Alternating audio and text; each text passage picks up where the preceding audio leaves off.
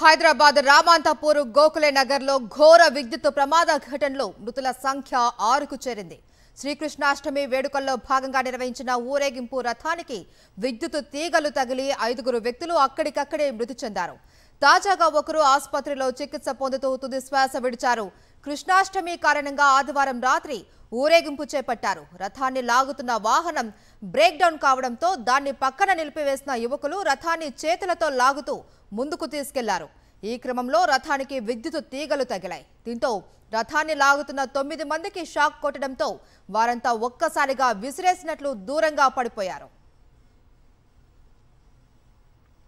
ఈ ఘటనతో ఒక్కసారిగా భయభ్రాంతులకు గురైన స్థానికులు వెంటనే తేరుకొని ప్రాథమిక చికిత్స చేపట్టి ఆసుపత్రికి తరలించారు.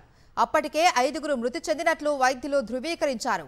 గాయపడ్డ వారిని స్థానికంగా ఉన్న ప్రైవేట్ ఆసుపత్రిలో చేర్పించి చికిత్స అందిస్తున్నారు. మృతులు కృష్ణ, సురేష్, శ్రీకాంత్ రెడ్డి, రుద్ర వికాస్, రాజేంద్రారెడ్డి గుర్తించారు. వారి మృతదేహాలను పోస్టుమార్టం కోసం గాంధీ ఆసుపత్రికి తరలించారు. గోకులే నగర్లో విద్యుత్ షాక్ ఘటనపై వైఎస్ఆర్సీపీ అధినేత వైఎస్ జగన్మోహన్ రెడ్డి దిగ్భ్రాంతి వ్యక్తం చేశారు. మృతుల కుటుంబాలకు ప్రగాఢ సానుభూతి తెలిపారు. శ్రీకృష్ణాష్టమి ఊరేగింపులో దుర్ఘటన జరగటం విషాదకరమన్నారు. పండగ వేళ జరిగిన దుర్ఘటన చాలా బాధాకరమన్నారు వైఎస్ జగన్. గాయపడ్డ వారు త్వరగా కోలుకోవాలి అని ఆకాంక్షించారు.